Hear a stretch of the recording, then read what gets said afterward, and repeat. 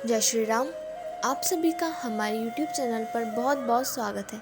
आज मैं आप सभी को भगवान राम और भोलेनाथ से जुड़े प्रसंग के बारे में बताती हूँ। रामचरितमानस में कई ऐसे दृश्य बताए गए हैं जब दोनों ही प्रभु एक दूसरे की भक्ति करते नजर आते हैं। ऐसा ही एक रोचक किस्सा आज मैं आप सभी को बताने जा रही हूँ।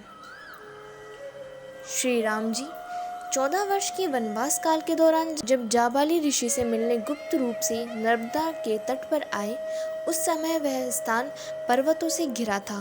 रास्ते में भगवान शंकर भी उनसे मिलने को आतुर थे, लेकिन भगवान और भक्त के बीच में वे नहीं आ रहे थे। भगवान राम के पैरों को कंकड़ ना चुभे, इसलिए शंकर जी ने छोटे छोटे कंकरों को गोलाकार कर दिया। इसीलिए कंकर कंकर में शंकर बोला जाता है।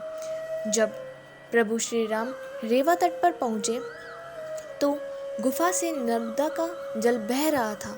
राम यहीं रुके और बालू एकत्र कर शिवलिंग बनाया और 1 माह तक उसका नर्मदा के जल से अभिषेक करते रहे। एक दिन लिंग के स्थान पर शंकर जी स्वयं विराजित हो गए और भगवान राम शंकर का मिलन हुआ। रामचरितमानस में कई ऐसे दृष्टांत हैं जिनमें दोनों प्रभु एक दूसरे की आराधना करते दिखते हैं। प्रभु राम जिस समय लंका पर चढ़ाई की तैयारी कर रहे थे और समुद्र पर सेतु का काम चल रहा था, उस समय भी प्रभु राम के मन में भोलेनाथ की भक्ति हिलोरे मारने लगी। मानस के मुताबिक प्रभु राम ने कहा, यहाँ की भूमि परम रमणीय और उत्तम है, इसकी असीम महिमा वर्णन नहीं की जा सकती।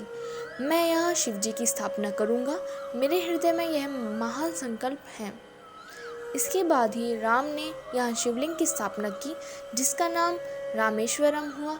श्री राम ने रामेश्वरम नाम की व्याख्या करते हुए कहा कि जो राम के ईश्वर है वही रामेश्वर यानी शिव है। वहीं दूसरी ओर शिव जी ने रामेश्वर नाम की व्याख्या करते हुए कहा कि राम जिनके ईश्वर वह रामेश्वर। जब दोनों ही भगवान एक दूसरे को अपना स्वामी मानते हैं तो फिर एक की पूजा से दूसरे का मन प्रसन्न होना स्वाभाविक है। भगवान शिव केवल अपने आराध्य राम की सेवा की खातिर ही हनुमान जी के रूप में अवतरित हुए और साबित कर दिया कि तीनों लोक में उनसे बड़ा राम भक्त दूसरा नहीं है।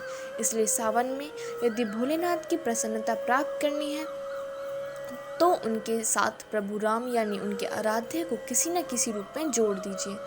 भगवान महेश्वर अवश्य प्रसन्न होंगे। एक बार स्पष्ट रूप से समझने चाहिए कि महादेव और श्री राम दोनों अभिन्न हैं, इसलिए किसी एक की पूजा और दूसरे का निरादर कतई संभव नहीं है। यदि कोई श्री राम का द्रोही है लेकिन शिव उपासक है, या फिर राम उपासक है किंतु शिव द्रोही है, ऐसे व्यक्ति को उपासना का फल तो दूर नरक में जाने की बात कही गई है। धन्यवाद। इस वीडियो में बस इतना ही। प्लीज़ हमारे चैनल को सब्सक्राइब कीजिए, वीडियोस को लाइक कीजिए और कमेंट सेक्शन में ज़रूर बताइए कि आपको हमारी वीडियोस कैसी लग रही हैं।